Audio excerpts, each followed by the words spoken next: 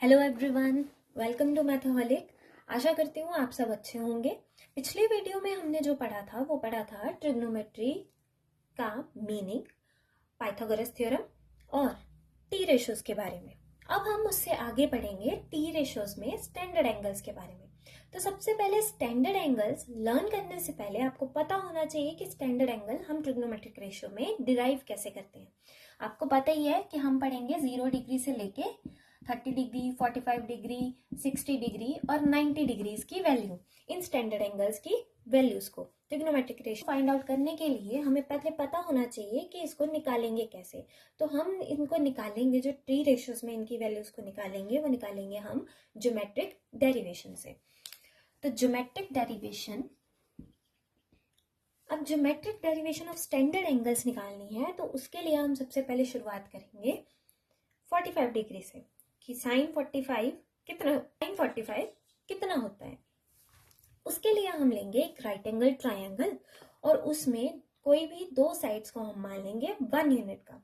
अब हम मान लेते हैं एक राइट एंगल ट्रायंगल ले लिया हमने, उसमें हमने कोई भी दो side, ABC is a right angle triangle और उसमें कोई दो साइड यानी कि ये वाली 1 यूनिट की मान ली और एक ये वाली 1 यूनिट की मान ली हमने।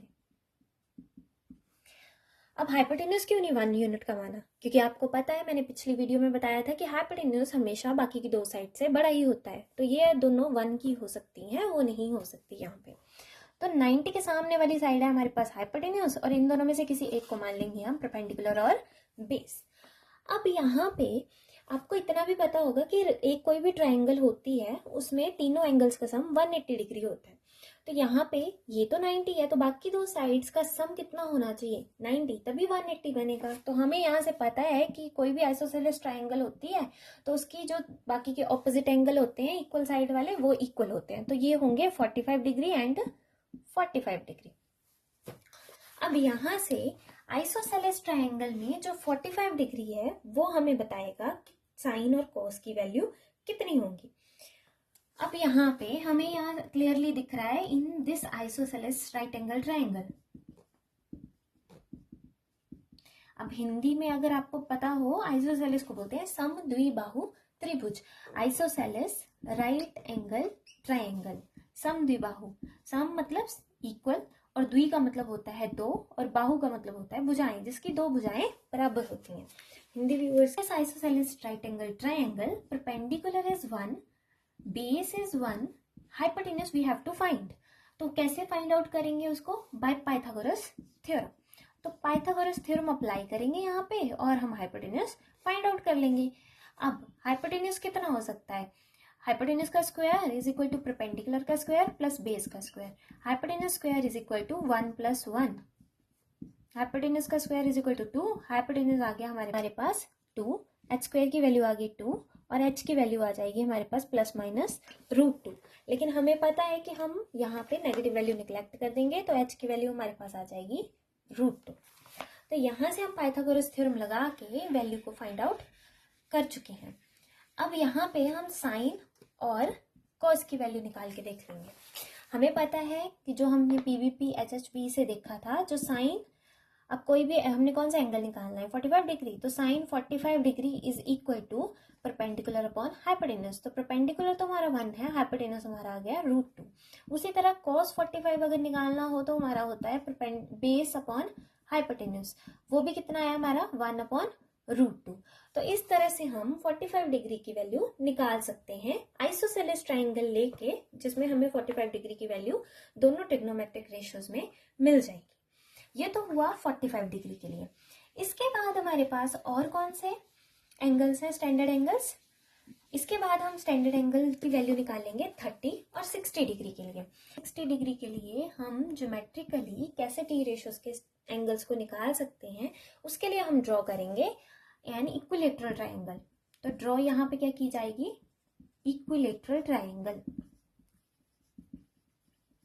इक्विलेटरल ट्रायंगल ड्रॉ करेंगे जिसमें हमें पता है कि जो हर एक एंगल होता है वो कितने डिग्री का होता है? 60 डिग्री का। तो ये हमारे पास 60 डिग्री का एक हर एक एंगल होगा। इक्विलेटरल ट्रायंगल में एंगल्स भी इक्वल होते हैं और साथ में साइड्स भी इक्वल होती हैं। तो हम मान लेते हैं इसकी तीनों साइड्स 2 2 यूनिट्स की हैं। इसका नाम है A, B and C। 2 2 units की हमारे पास सारी साइड्स हैं। मान लिया हमारे पास सारी साइड्स कितने कितने यूनिट की है, 2 यूनिट की। तो अब यहाँ पे हम कैसे 30 और 60 निकालेंगे, ये तो राइट एंगल ट्राइंगल भी नहीं है। तो इसके लिए हम एक परपेंडिकुलर बाइसेक्टर ड्रॉ करेंगे बीचों बीच, जिससे क्या होगा, एक तो यहाँ पे ये इक्वल पार्ट्स में हमारी साइड को भी डिवाइड करेगा और ऊपर से एंगल ए को भी 2 इक्वल पार्ट्स में डिवाइड कर देगा। तो 60 का हाफ कितना होता है, 30। तो यहाँ से ये एंगल और ये एंगल कितना हो गया हमारे पास, 30 डिग्री।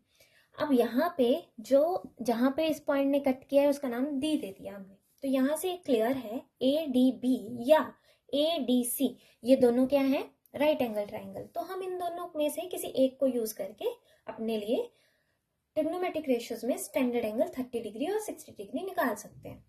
सबसे पहले हमने क्या किया था, ए डी को परपेंडिकुलर ड्रॉ कर दिया था हमने बी सी पे, और यहाँ से हमें बी डी भी 1 सेंटीमीटर मिल गया, यानी 1 यूनिट, और यहाँ पे डी सी भी हमारे पास 1 यूनिट है।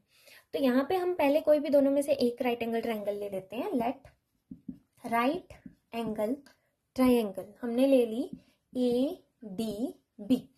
ए D B right angle triangle में हम क्या करेंगे, पाइथागोरस थ्योरम लगा के ए डी की वैल्यू निकाल लेंगे। अब यहाँ 90 डिग्री है ये वाली साइड, अगर कंफ्यूजन हो रही है तो उसके लिए हम एक ट्राइंगल को डिलीट कर देते हैं। यहाँ से हमारे पास कौन सी चीज निकालने के लिए वेकेंट पड़ी है, हमें पता है 90 के सामने वाली साइड हाइपोटेन्यूज गिवन है, और हम इसको मान लेते हैं बेस। अब ये बेस सिर्फ 60 डिग्री के लिए है, आपको पता ही है कि एंगल चेंज हो जाएंगे, अगर हम एंगल कोई और निकाल रहे हैं तो साइडें चेंज हो जाएंगी। तो एक केस के लिए हमने इसको मान लिया P। तो बाय पाइथागोरस थ्योरम फॉर, हम किसके लिए लगा रहे हैं ये, फॉर 60 डिग्री वाले स्टैंडर्ड एंगल के लिए पाइथागोरस थ्योरम लगाएंगे यहाँ पे, P square plus B square is equal to H square. अब P की वैल्यू तो निकालनी है, B की वैल्यू हमें पता है 1 का स्क्वायर और H की वैल्यू है 2 का square. P square is equal to 4 minus 1, P is equal to plus minus √3 and P is equal to √3, क्योंकि ये एक साइड है। तो यहाँ से P की वैल्यू आ गई हमारे पास √3, तो हमें P भी मिल गया which is equal to √3, B हमारे पास 1 है और H हमारे पास 2 है। हमें तीनों वैल्यूज मिल गई, P हमारे पास √3 है, B हमारे पास 1 है और H हमारे पास 2 है। तो यहाँ से हम साइन और कोस की वैल्यू निकाल के देख लेंगे। सबसे पहले हम निकालेंगे साइन 60 डिग्री, क्योंकि ये हमने 60 डिग्री के लिए P और B लिए हैं। तो साइन 60 डिग्री की वैल्यू होती है परपेंडिकुलर अपॉन हाइपोटेन्यूज, और इस परपेंडिकुलर अपॉन हाइपोटेन्यूज हमारे पास आया √3/2। उसी तरह cos 60 के लिए हमारे पास वैल्यू आई बेस अपॉन हाइपोटेन्यूज, यहाँ पे बेस हमारा है 1 और हाइपोटेन्यूज हमारा 2। तो ये आ गई हमारे पास साइन 60 और cos 60 की वैल्यू। अगर हमें 30 डिग्री के लिए इन टी रेशियोज की वैल्यू निकालनी हो तो यहाँ पे 2 चेंज होंगे, आपको पता ही है। अब हम एंगल ले रहे हैं ए और 90 को वाली साइड हमारी क्या बन जाएगी अब, बेस, क्योंकि पिछले हमने वीडियो में ये पढ़ा था। उसी तरह परपेंडिकुलर की वैल्यू अब होगी हमारे पास 1 और बेस की वैल्यू होगी हमारे पास √3, हाइपोटेन्यूज तो सेम ही रहता है। इस तरीके से हम निकाल लेंगे साइन 30 डिग्री और कॉस 30 डिग्री। बाकी वैल्यूज भी इसी से निकाली जा सकती हैं, जैसे टैन, कोसिकेंट, सीकेंट, कोटेंजेंट। लेकिन अगर आपको साइन और कोस की वैल्यू मिल जाए तो हम बाकी की वैल्यू भी इजीली निकाल सकते हैं, पर यहाँ पे हम यही देख रहे हैं। तो साइन 30 डिग्री हमारे पास क्या हो जाएगा, परपेंडिकुलर अपॉन हाइपोटेन्यूज, और कोस 30 डिग्री है बेस अपॉन हाइपोटेन्यूज। तो परपेंडिकुलर 1 है और हाइपोटेन्यूज 2 है। इस केस में बेस हमारा √3 है और हाइपोटेन्यूज 2 है। तो इस तरह वही स्टैंडर्ड एंगल बचे हैं जिनकी वैल्यूज हमें निकाल के देखनी है। अगले एंगल्स है हमारे पास 0 डिग्री एंड 90 डिग्री। अब पता ही है कि 0 डिग्री कब बनता है, देख के तो ये समझ में आ ही गया होगा कि एंगल 0 तब बनता है जब परपेंडिकुलर ही ना हो। यानी कि किसी लाइन का एंगल 0 कब बनेगा, जब वो एंगल यानी कि परपेंडिकुलर खींचा ही ना गया हो, यानी कि वो जमीन के उस ट्रायंगल में परपेंडिकुलर की वैल्यू ही 0 हो, यानी कि परपेंडिकुलर साइड क्या बन जाए, 0। और बेस हो चाहे हाइपोटेन्यूज हो, वो दोनों आपस में क्या आ जाते हैं, वो आ जाते हैं इक्वल, यानी कि बेस किसके इक्वल हो जाएगा, हाइपोटेन्यूज के। अब आप इसको ऐसे भी समझ सकते हो, मान लो यहाँ परपेंडिकुलर था पहले, अब परपेंडिकुलर चला ही नहीं, वो हाइपोटेन्यूज यहाँ पे होना था, अब परपेंडिकुलर है ही नहीं तो हाइपोटेन्यूज तो बिल्कुल इसके ऊपर ही कोइंसिडेंट होगा। अब इसके ऊपर ही कोइंसिडेंट हो गया हाइपोटेन्यूज, तो हाइपोटेन्यूज और बेस की वैल्यू हो गई इक्वल, यानी कि हाइपोटेन्यूज यहाँ होना चाहिए था, लेकिन अब ये चला ही नहीं है, यानी कि परपेंडिकुलर बना ही नहीं है। एंगल तो तभी दो साइड्स के बीच में जीरो होता है ना, जब वो एंगल चला ही ना हो। तो यहाँ से लाइन चली ही नहीं है आगे, तो इसका मतलब है वो लाइन इसी पे है, यानी कि जो परपेंडिकुलर था वो तो जीरो रह गया, एंगल जीरो मतलब परपेंडिकुलर जीरो, और जो हाइपोटेन्यूज है वो बेस के इक्वल हो गया। अब यहाँ पे इस केस में अगर आपको साइन 0 डिग्री निकालना है तो वो तो हमें पता है परपेंडिकुलर अपॉन हाइपोटेन्यूज होता है। परपेंडिकुलर कितना है यहाँ पे 0, हाइपोटेन्यूज तो हमारा बेस है, नीचे कुछ भी हो उससे कोई फर्क ही नहीं पड़ता, तो वैल्यू कितनी होगी साइन 0 की 0। उसी तरह अगर आपको कोस डिग्री निकालना हो तो वो होता है बेस अपॉन हाइपोटेन्यूज। अब बेस की वैल्यू और हाइपोटेन्यूज की वैल्यू दोनों की वैल्यू क्या है, सेम, तो इसकी वैल्यू कितनी होगी 1। तो cos 0 और sin 0 डिग्री कितना होता है ये हमें यहाँ से पता चल गया। अब उसी तरह अगर आपको 90 डिग्री निकालना हो तो 90 डिग्री का मतलब क्या हुआ, यानी कि एंगल कितना है। 90 डिग्री के केस में जो परपेंडिकुलर और हाइपोटेन्यूज है वो सेम रहते हैं और बेस क्या बन जाता है हमारे पास 0, क्योंकि 90 डिग्री है एक हॉरिजॉन्टल लाइन और 90 डिग्री का मतलब होता है वर्टिकल लाइन।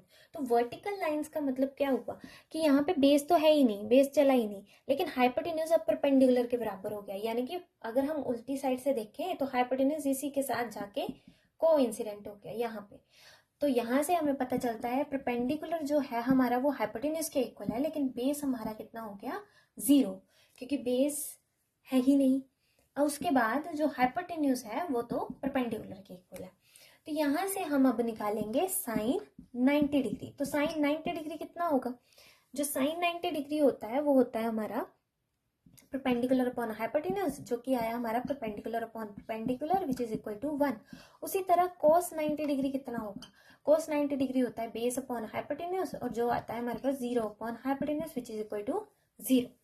तो ऐसे हम 0 डिग्री और 90 डिग्री के लिए भी स्टैंडर्ड एंगल्स निकाल सकते हैं। डेरिवेशन तो स्टैंडर्ड एंगल्स की निकाल ली।